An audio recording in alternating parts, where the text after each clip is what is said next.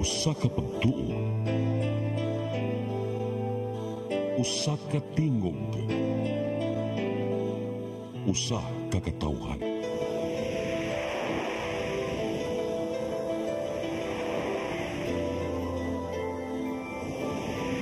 Cebu Catholic Television Network.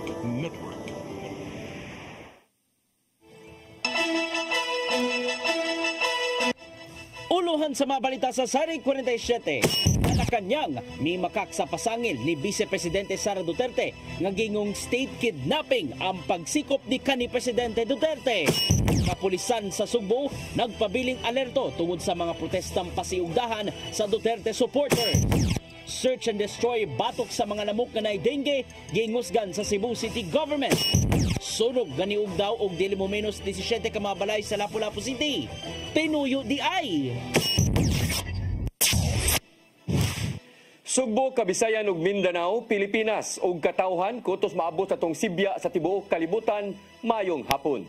Live kita karon sa CCTN Channel 47 ug kini ang tulumanon sa nagunang kasayuran nga angay natong masayran. Sa nga ni Attorney Danica Caballes, ako si Dennis Tabar ug kini ang Sari 47.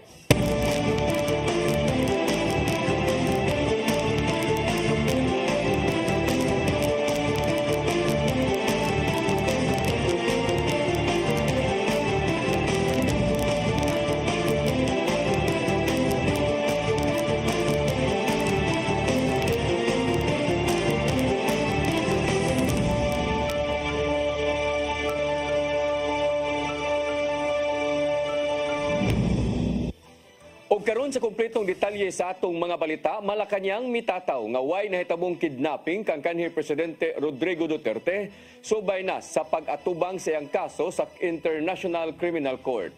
Samtang ang pamilyang Duterte miduso na usab og petition for habeas corpus ngadto sa Korte Suprema. Ang kasayuran ihatod ni Mary Rose Sagarino. Wala na uyunan o gihimakak sa Malacanang ang nahimong pamahayag ni Vice Presidente Sara Duterte bahin sa giingong state kidnapping kang kanhi Presidente Rodrigo Duterte. Gitataw sa Palace Press Officer nga si Undersecretary Attorney Claire Castro nga dunay warrant of arrest gikan sa International Criminal Court batok ni Duterte tungod sa kaso nga krimen batok sa katawhan. Gihimugatan usab ni Presidente Bongbong Marcos Jr. kagabi nga legal og igo lang nakigalayon ang Interpol sa nasudong kagamhanan aron pagsikop sa amahang Duterte. Sa dihang milupad ang gisakyang Gulfstream 6550 ang kanhi Presidente paingon sa the Netherlands. Gikasagmuyo kini sa Vice Presidente tungod sa pag-intervene sa laing nasod. Hinungdan nga milarga siya karong adlaw aron moapas sa The Hague diin unang atubangon ni Duterte ang maong kaso sa ICC. Sa laing bahin, gihangyo sa pamilyang Duterte ug mga kaalyado nga ibalik na sa Pilipinas ang kanhi Presidente. Gipaagi sa petition for habeas corpus ang hangyo ni Veronica Duterte ngadto sa Korte Suprema o giduso kini nilang Salvador Panelo ug Salvador Paulo Panelo Jr. karong adlaw. Hugot nang gibarugan sa ilang habig nga dili sakop sa ICC ang Pilipinas sukad niadtong tuig 2017. Apan apil na sa reklamong gisusi sa ICC ang libuan nga nangamatay sa dugong drug war campaign ni Duterte sa wala pa ni withdraw ang nasod kaniadto. Mary Rose Sagarino, CCTN News. Mga kritiko ug supporters si kanhi Presidente Rodrigo Duterte nag-abot alang sa tagsa-tagsa nilang mga kalihukan. Diha nila gipadangat ang gibati human nasayod sa nahimong pagsikop nga pinasikad sa arrest warrant gikan sa ICC. Ang kasayuran nihato ni Gian Navarro. Gipaagi sa pagbagting ang protesta gikan sa progresibong grupo subay sa nimong pagkasikop ni kanhi Presidente Rodrigo Duterte tungod sa kasong crimes against humanity. Gilagway nila nga sinugdanan lang kini alang sa hustisya nga ilang gustong maangkon, ilabi na ngadto sa mga biktima sa extrajudicial killings. Sumapa ni Jaime Paglinawan sa Bayan Central Visayas nga andam nilang tutukan ang mamahimong dagan sa kasong giatubang sa kanhi opisyal. Napaka-trial pa si Duterte. So, daghan pa ni muro-muro pa posibleng mahitabo. So, ang amo lang pagkakaroon, dugang ani willing me no, matag adlaw mag-monitor ning kasuha karon. Apil sa mga nisalmot sa mga protesta, mao ang inahang si Raquel Lopez na among ang iyang 28 anyos nga anak ato sa one-time big-time operation sa kapulisan netong 2018 sa Barangay Ermita, syudad sa Sugbo. Kini na lang ang gibati, human nakabati sa gidangatan sa nagpatuman sa dugoong war on drugs kaniadto. Mura tao nga, murag daluwag ang ginawa, murag kung kaib talong tunok, na akong gibati, matagaptaman sa nila. Kaya sila, sir, kay dato ba sila, kita taon, tutre. Sa naibahin, napuno sa kasagmuyo o kaguol ang gibati sa mga Solid Duterte supporters dinhi sa Sugbo. Nagtapok sa Plaza Independencia ang mong grupo alang sa Osaka Prayer Vigil. Gipaagi na lang sa hilak o kandila ang ilang kaguol human masayod nga gidala sa Netherlands si Duterte aron atubangon ng International Criminal Court. Tungod nini, gisaway sa lider sa Hugpong Federal ang nimunglakang sa kasamtangang administrasyon. Naajud mi niya paglansa ni Inday Sara sa iyang kuan pagka Vice President. Naamin niya, gusto na mo siya mudagan pagka-president, nabudol sa mikapil dire. Kay tungod nga gusto unitem, nagtuumi nga, parong na siya nga iyang bangonon ang pangalan sa iyang amahan. Mas labaw pa man dai siya. Nataw sa usa sa mga Duterte supporter o gubernatorial candidate nga si Pamela Barrecuatro nga dili planado among kalihukan. Gani, andam usab sila nga mupaygayon og solidarity mass karong Sabado sa hapon sa Mabolo Church. When this happened, everybody was calling me and most of them were crying. So what happened, karong, this is unplanned, this is unplanned. Nag-meet rami at 2 p.m. because of the solidarity mass come Saturday, March 15. So everybody came together and then we all decided na we have to express. Navarro, CCTN News. Pipila ka opisyal sa Sugbo na sagbuyo sa pagkasikop ni kanhi Presidente Rodrigo Duterte. Di panawagan nila ang papatigbabaw sa rule of law o pagsubay usab sa ubang mas maginahanglanon kung mahinungdanong isyu diha sa katilingban. Ang kasayuran ihatod ni Mary Rose Sagarino. Nanawagan og transparency si dismiss Mandawi Mayor Jonas Cortez ug Attorney Regal Oliva nilansar pagkakongresista sa Mandawi. Sa usa ka pamahayag matod ni Cortez nga kinahanglan maklaro ang bahin sa legal nga basihan sa pag-aresto. Matod ni Cortez nga mahinungdanon ang due process o rule of law bisan pa man sa managkalain nga habig sa politika. Ni padayag usab og kabalaka si Attorney Regal Oliva bahin sa legalidad ug otoridad sa International Criminal Court kun ICC sanglit mibiya naman na ang Pilipinas sa ICC niadtong tuig 2019. Si Cortez ug Oliva puros gituboy ni kanhi Presidente Rodrigo Duterte alang sa umaabot nga eleksyon. Sa iyang bahin, si Mandawi Mayor Glenn Bersede nanawagan og pag-ampo alang sa kalinaw ug pagsinabtanay. Matod ni Bersede nga bisan kung unsa ang kolor sa politika, importante ang pagtuman sa balaod. Samtang si dismiss Cebu City Mayor Michael Rama nihulagway nga namatay na ang demokrasya sa nasod tungod sa gidangatan ni Duterte. Matod pa ni Rama nga posibleng gituyo kini aron malihis sa administrasyon ang atensyon sa publiko gikan sa mga isyu sa Pilipinas sama sa General Appropriations Act. Mary Rose Sagarino, CCTN News. Kapulisan sa Dakbayan sa Sugbo nakaalerto human sa pagdakop ni kanhi Presidente Rodrigo Duterte. Mga dumadapig sa kanhi Presidente gibantayan kung aduna bay himuon nga lihok protesta sa kadalanan. Ang kasayuran ni hatod ni Arnold Bustamante. May pagawas o kamanduan ng Campo Cranes tanang Regional Police Office tibok nasod nga isa kang ilang alert status ikan sa normal nga to sa full alert tungod sa pagsikop kang kanhi Presidente Rodrigo Duterte human manut sa matod pa og warrant of arrest gikan sa International Criminal Court sa Dakbayan sa Sugbo. Mibutyag ang Deputy City Director for Operation Police Lieutenant Colonel Maria Teresa Makatangay nga nag-andam na sila og mga personnel gikan sa City Mobile Force Company nga may pagkatapong nga dunay lihok protesta ang mga dumdapig sa kanhi Presidente. Matod ni Makatangay nga ilagi palambo ang anti-criminality nga kampanya pagpatrolya sa kadalanan ug andam sila nga motubag kung doon na may mga panghitabo tungod sa kalihukan dito sa kauluhan nga nakapikto sa tibok nasod.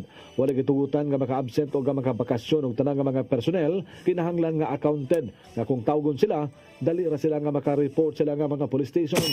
Ang kapulisan ron are placed on heightened alert so present atong kapulisan and nag-monitor sa mga panghitabo and ang ato ang mga patrolling and what we call it anti-criminality strategies are on place, like andam ta kung unsa may mga kalihukan, no, nga mga mahitabo, mahitungod ani nga mga recent events. Nagasabot si mga tangay sa gibati sa mga nisuporta sa kanhi Pangulo. Di nasakitan sila sa pagdakop niini. Apan miawhag siya nga ipatigbabaw ang pagtuman sa balaod. Ilibin na nagtunga nagtinguha nga muhibog ang panagtapok aron ipagawas sa ilang gibati nga kasagmuyo. May pasabot noon si mga tangay nga dili nila babagan ang himo nga protesta sa mga supporters ni Duterte. Sanglit hatagan nila kini og higayon nga gawas noon nga makapalayag ang bisan kinsa. Basta lang nga makakuha sila og pagtugot sa kagamhanan sa lakbay sa Sugbo. Of course, as I've said, we will not be curtailing anyone's right and freedom to expression. Pero kana manggod regulated manggod na. So mga apilang sad nila, if they plan to do that, they should abide by existing ordinances, laws, and regulations. Lakip sa giawhag ni makatangay ang publiko nga magrespetuhay sa opinyon sa matag usa ug dili mo sangpot ngadto sa pasikitay kun dili makauyon sa sentimento sa usa ka tawo. Aron kayan ang nahitabo dito sa dakbayan sa Davao nga gitabangan sa pagkulata ang usa ka lalaki nga dumadaping ni Presidente Ferdinand Bongbong Marcos Jr. nga nasagol sa grupo sa mga suporter ni Duterte. Arnold Bustamante, CCTV. Layo na sa talandugong kahimtang si Pope Francis suman nga nagkalambot na usab ang iyang panglawas. Gikonfirmar kini sa buhatan sa maong opisyal sa Vatican City nga nagpabilin nga stable ang lawas tungod sa pagpaubos na usab sa pharmacology medication. Nakahigayon usab og salmot sa online ang 88 anyos nga opisyal sa simbahan sa tinuig nilang spiritual retreat. Ang nadako usab ang pagtuo sa Vatican City nga tugutan na sa mga doktor si Pope Francis nga makagawas na sa tambalanan.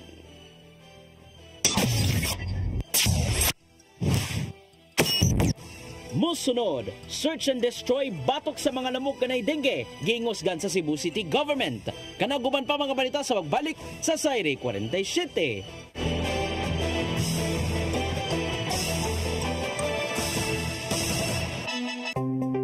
Discover the beauty of the Philippines.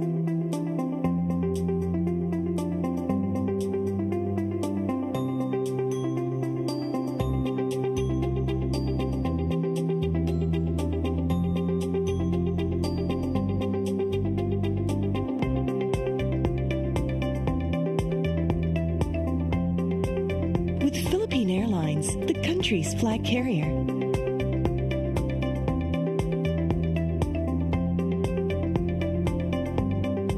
The airline that lets you feel the warmth of the nation.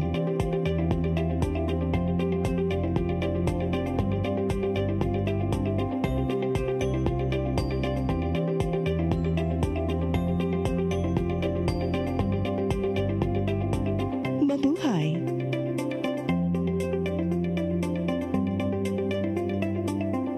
Kaiba sa mga politiko, matagal nang ginagawa ni Ariel Querubin ang ipaglaban tayo. Kahit sariling buhay inaalay. Ngayon, iba ang laban. Pero tuloy ang misyon ni Ariel Querubin, ang ipaglaban tayo. Kung medalya ang sukatan at hindi pera, si Ariel Querubin ang ating bayani na karapat-dapat sa Senado. Pag may Ariel Querubin sa Senado, may bayani tayo sigurado.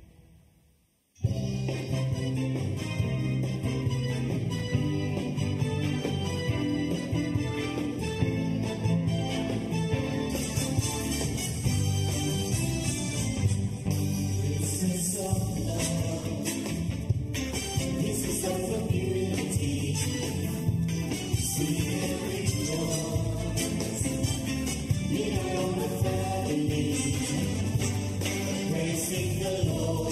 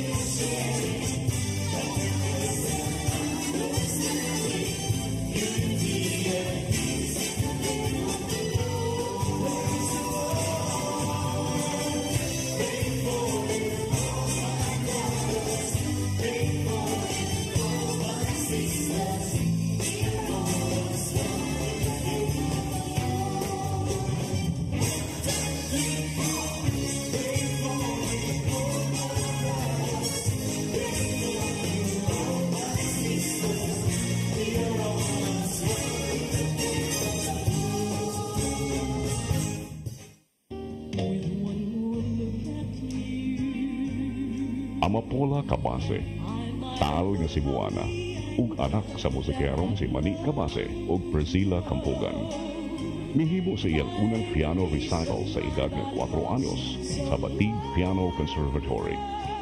Sa elementarya pa lang sa Cebu Normal School, dihang nahimong conductress sa Toy Orchestra. 10 anyos pa lang dihang mihimo sa iyang debut performance sa Grand Opera House sa Manila.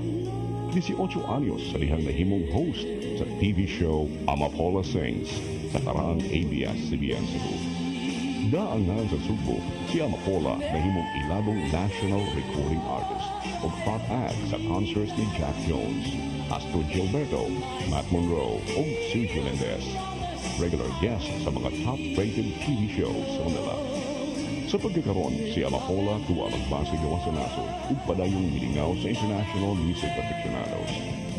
Amapola, Carmo sa Subo. Subuano ni.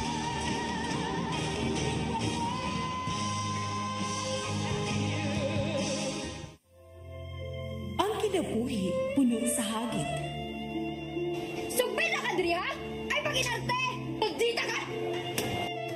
Puno sa pangutana. Bata pa gani ka kayo? Nagpuyap-puyap na ka? Kinsa man ang mga sakitin ako din ay karoon ang kinsa! Kung sibuti mo'y pasabot na di. Puno sa luha. Pagpili pa, ako nga imong anak o kana imong mga babae. Kasuko. Ano pa? Ano mo itang kalipapa? Apan bisan mangit-ngit pa ang imong kalibutan, aduna pa'y nagpahiping kahayag. Aduna ka pa'y kasumbungan. Mga lama, hanap na. Dear Tatay, Tulog na unlod na. Nganong handungan. Waylaing pagi aron masabtan nato ang Biblia. Kinahanglan nga doon natay relasyon kang Hesus. Hangtod sa layan natong panaguban, kagang salamat. Shalom. Tulog na unlod na.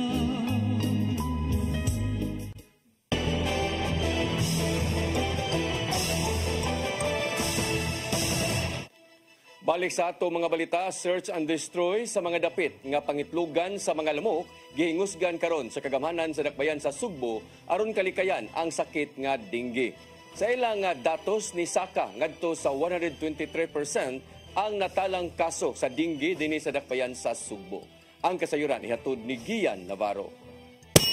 Gihingusgan karon sa kagamhanan sa syudad sa Sugbo ang pagpakgang sa mga dapit nga mahimong tinubdan sa mga lamok nga nahidalang dengue virus. Usa na ninimaw ang search and destroy diin ipangyabo nila ang mga sudlanan sa tubig nga mahimong kapangitlugan sa lamok. Matod ni Mayor Raymond Alvin Garcia nga naana sa 223 ang gipang dengue sa dakbayan as of February 10 ning tuiga. Mas taas kini itandi sa 100 dengue cases sa syudad sa susamang panahon nitong 2024. Compared to last year, so muna na we have interventions already.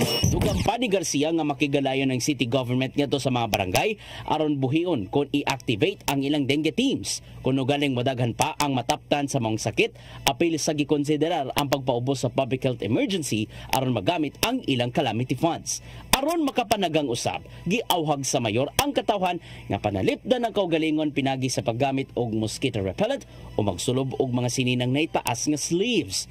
Pahiling na dayon sa doktor kung adunay mga sintomas sa dengue, sama na lang sa taas kaayo nga hilana. So muna nga I don't see any cause for the office to call on a public health emergency regarding dengue, so we will not declare such. However, this is still considered para na po taas kay abot mga 200. Ian Navarro, CCTN News. Department of Interior and Local Government 7 apil sa mga nagbantay batok sa mga armadong grupong mohatag og kasamo karong eleksyon.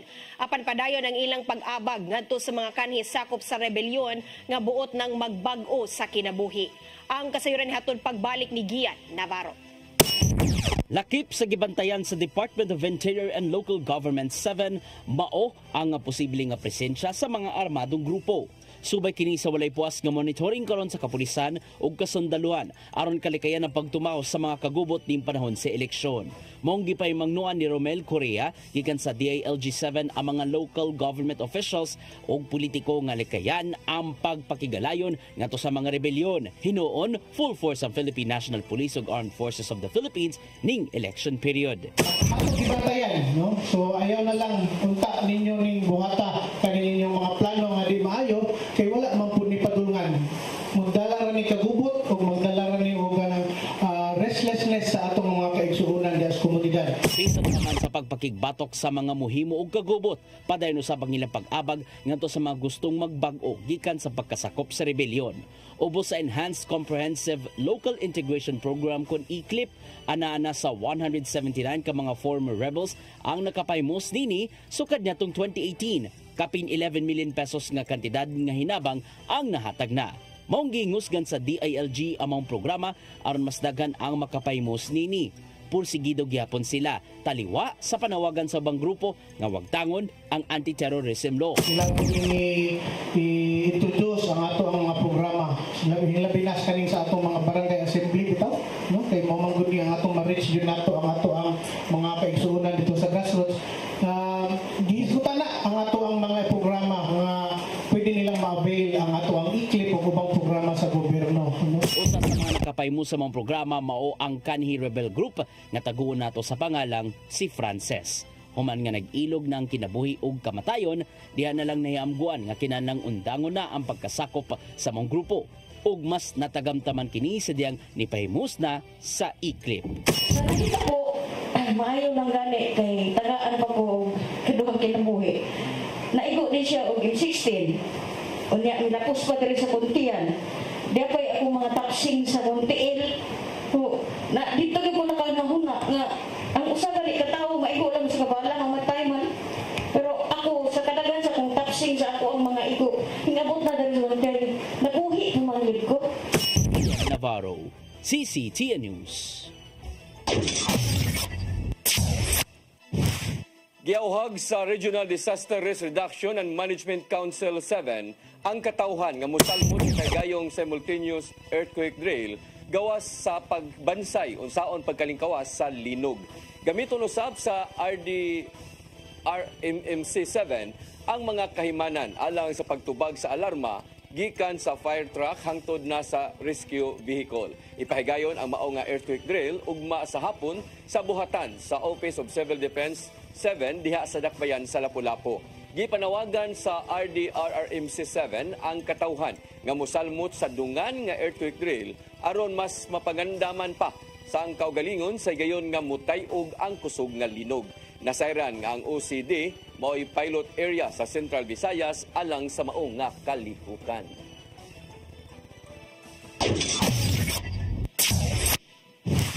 Bagong skywalk sa Barangay Magikay, syudad sa Mandawi nga gigahinan og 20 milyones pesos giablihan na kaganinang buntag.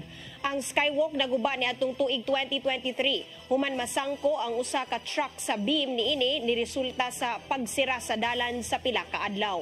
Ang kasayuran hatod ni Mary Rose Sagarino. Gipahigayon kaganinang buntag ang blessing og turnover sa bag-o nga skywalk sa sudlon Barangay Magikay sa Mandawi. Mas taas ug mas lapad na kini itandi sa una. Karon ang skywalk adunay vertical clearance nga 6 meters gikan sa karsada ug beam niini. Itandi sa karaan nga skywalk nga adunay gitas-on nga 4.16 meters. Makahinumduman nga ang skywalk naguba niadtong Mayo tuig 2023 human masangko ang usa ka truck sa beam niini nga niresulta sa temporaryo nga pagsira sa karsada pipila ka adlaw. Tungod sa Sa pagkaguba, gidemolish ang karaan nga skywalk o giplano ang pag-ilis og bag-o human nagahinan og pondo. Kahibaw ni nato nga naguba niya nga to ang skywalk sa Magikay. Daghang kay nato actually sa atong opisina, mga estudyante ug mga ginikanan. Kay we want to reduce the risk of accident. So mo na nga we act on it immediately. Gibutangan din akong pondo. Pinakaapas pa man sa 2023 budget. Moabot sa 20 milyones pesos ang gigahin nga pondo. Ang phase 2 o ang pagbutang og CCTV camera og solar panel ang gikatakdang ipatuman karong tuiga. Ang design mao ang bagong standard sa DPWH. Ang skywalk sa Magikay mao ang una nga skywalk sa Mandawi nga nakatuman sa bagong sumdanan. Taas na kinang alawan. So na mga tagas gud nga mga containers nga mo agi. Allowed na gud siya makaagi. Gikalipay usab sa mga tinun-an o ginahan ang pagtukod sa skywalk alang sa mas luwas nga paglabang. Diya sa ubos din. Risk go jud kay labi na ko taong bahay di jud ko anad og kanang daan ba. Mo nang makuyawan di ko malabang para ma-safe para dili makon ma-discuss siya kay lagan biya kay bangga dili. Si Manang Rosalinda Silorio ang usa sa dulan maligsan sa paglabang humanawa ang skywalk aron masiguro nga dili mahimong puy-anan sa mga libod suroy. Mato ni Kapitan Eduardo Gomera nga adunay ibutang nga tanod aron mo bantay. Bawal gyud matulog dire. Bawal mo standby po dire. Oh, dilahanglan ang muagi ra gyud mo kaya tuag gyud nga i-allow. No bawal basig na apoy maninda bawal na. Terry Rose Sagarino, CCTN News.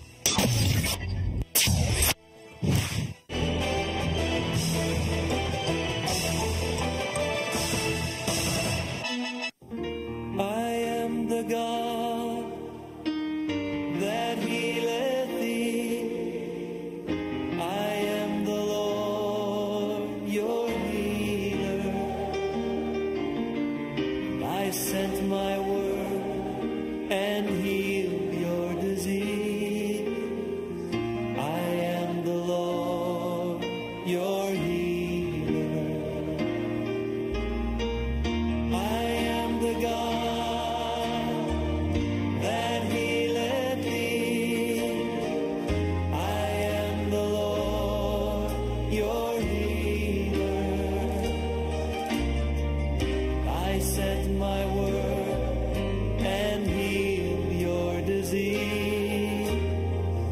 I am the Lord, your healer.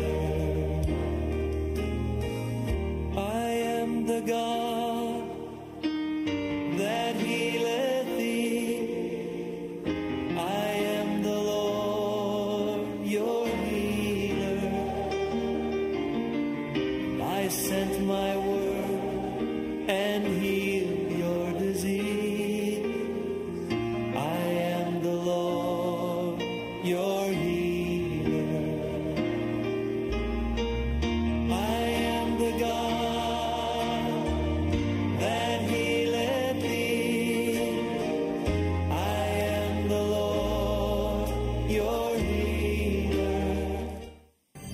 Ito ang programa kung saan magko-collaborate ang ating mga ozone na doctors para ibahagi ang kanilang kaalamang medikal. I believe with all my heart that the Lord is allowing us to understand that He's the one who are extending this life and we have to take care of our body. Yes.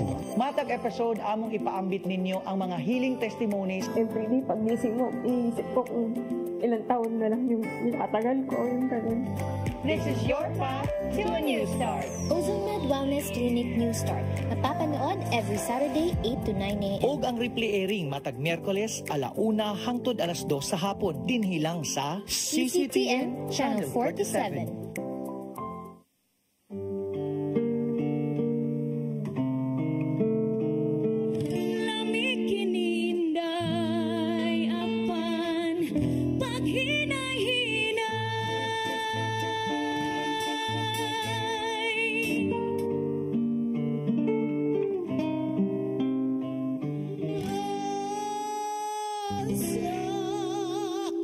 Ku sukulaikan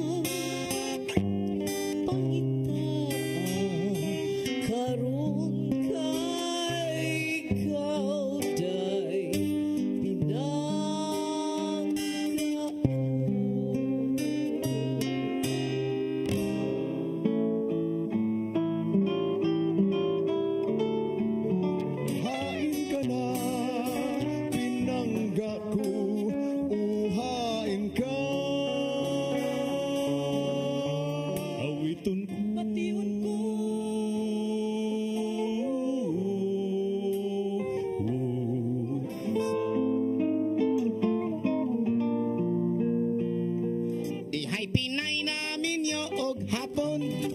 Hapon nga tigulang og hubakon. Sugot siya kay iya lang hok-hokon. Og iya lang oto-otoon.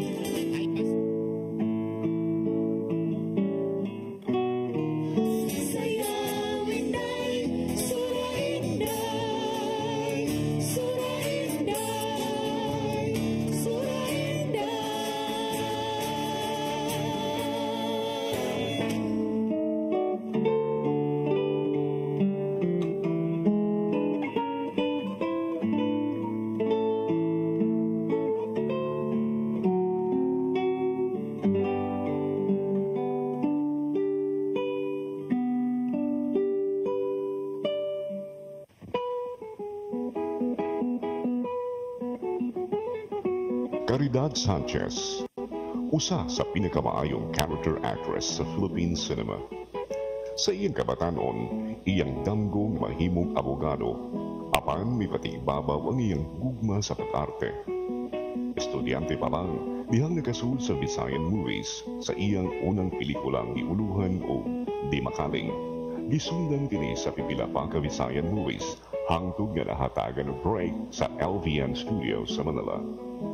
Sa ubay-ubayng pelikulang iyang nahimo, siya gipasidunggan og Lifetime Achievement Award sa Star Awards niadtong 1999. Nahimong Best Supporting Actress sa FAMAS o Film Academy of the Philippines sa mga pelikulang Bagong Buwan ug Maalala Mo Kaya the Movie. Hangtod karon, si Caridad Sanchez aktibo sa show business, da ang tingog sa mga Sugbuanon nga kanunay nagpaluyo kaniya.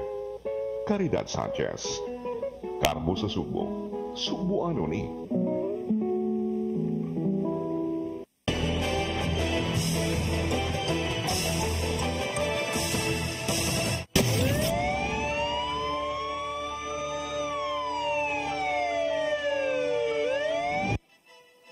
Balik sa ato mga balita, kusinero sa Bukirang Bahin sa Dakbayan sa Sugbo na dakpan human nakuhaan og illegal nga drugas atol sa buy-bust operation sa PNP ug PDEA. Nasayran nga danakpan sila kaniadto tungod gihapon sa illegal nga drugas apan nakagawas sa kadugayan. Ang kasayuran ihatod ni Arnold Bustamante.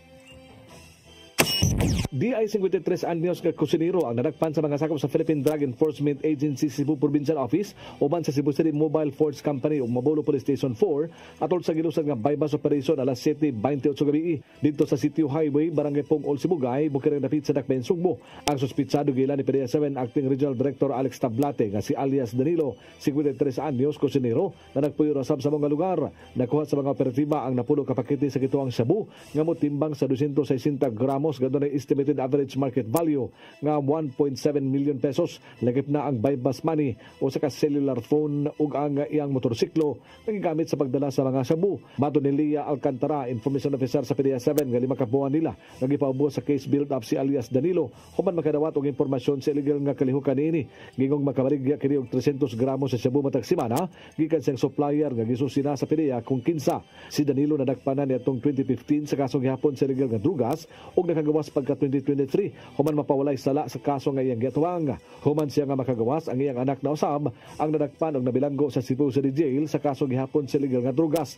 Human siya makagawas mibalik ni siya nga naandan nga illegal nga kalihukan kamo ang pagpamaligya sa illegal nga drugas og nakadaghan pa ang supply niini. Kanapasan Section 5 ug 11 Article 2 Republic Act 9165 ang ipasaka sa PDEA 7 batok kang Danilo samtang ang mga ebidensya nga nakuha ginuso na silang laboratory alang sa chemical analysis. Arnold Bustamante, CCTN News. Nangaog daw ang 17 ka mga balay sa sunog ganito mao sa Barangay Basak, syudad sa Lapu-Lapu tungod lang sa pagdaob og basura.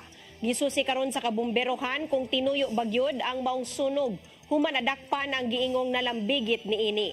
Ang kasayuran hato ni Crystal Joy Palerca. Muabot sa 14 ka panimay ang naugdaw, samtang tulo ang na-partially damage sa miulbong sunog sa kausa Urban Poor Suba Masulog, Barangay Basak, Dakbayan sa Lapu-Lapu kagahapong adlaw. Niulbo ang maong sunog alas 12:37 sa udto ug giisa kini sa second alarm. Nakontrolar ang kayo pagkaalauna 20 sa hapon ug hingpit kining napaong pagkaalauna 37. Ang maong sunog nagsugod sa panimay ni Felix Pinotti Jr. o mas nailhan nga bunol, 37 anyos ug maoy nag-inusarang nagpuyo sa iyang panimay. Matod ni FO3 Jeffrey Herodias, ang fire investigator, nga wa pagyud basuta ang tinuod nga hinungdan niini apan base sa iyang inisyal nga investigasyon, posibleng gituyo ang maong sunog. Actually premature pa ta mo kuan sa hinungdan ma'am, pero nay allegation nga ang katong sunoga is gituyo. Ang version sa silingan gapon is na ako na nagdaog, then napoy usang ingon nga nigawa sa balay after pagdakog sunog, then napoy nagingon nga kanang nagkatawa nga pagawas. Nakita sa katong naligo dito sa gawas na naipuso, then ingon nga inita eh. Samtang matod ni Barangay Kapitan Jasmine Chan nga sa inisyal nga impormasyon nga iyang nadawat gikan sa mga silingan kagahapong adlaw, nagdaob og basura kilid sa iyang panimay si bunol nga mo'y hinungdan sa sunog. Tungod niini dali kini niyang gipapangita. Mo to gipangita nako. Daghan nakakita niya pero ni ikyas kay daghan syempre naglagot og kuan yan hadlok sa dintawon ang tao. Mauna ang mga tanod, mga 20 of them ako adang gipat kanang papangita aning tawhana og naabot na mig ibo, naabot na mig babag. Apan kaganihang buntag lang nadakpan sa mga tanod si bunol sa sitio Iba sa susamang barangay gihapon ug dali siyang gidala sa barangay hall. Suma pa niya nga paghuman sa sunog, nidagan siya tungod sa iyang kahadlok. Apan matod niyang kaganihang buntag unta mo surrender siya ngadto ni Mayor Junior Dahong Chan apan naunhan siya pagdakop sa mga tanod. Gihimakak niya ang mga pasangil kaniya ug matod pa niyang ang gidagkutang katol maoy hinungdan sa sunog. Nga katong katol di akong butangan sa stainless nga murag plato-plato. Kaya ako nag-ali sa bangag. Nga naman yung bangag sa silong dito sa kuwan, dalamba. Wag ito na ako tuyuwag pagtulog ato. Agdan ko, kay dadlo ko, ratol ko ba? Kaya wala ko kuwan na yung paong sa ko kayo. Magumdalog pa. Iangko ni bunol nga maggamitan siya og illegal nga drogas, apan hinay-hinay na siyang nibiya sa mong bisyo. Ug kagahapong adlaw ato sa pagkahitabo uwa siya nagamitan og ginadiling drogas. Apan kaganihang buntag, subay sa mando sa kapitan, gipaubos sa drug test si bunol ug positibo ang nigawas nga resulta. Dugang ni Kapitan Chan nga nakig-alayo na sila sa kapulisan aron sa sunod nga laka nga ilang buhaton.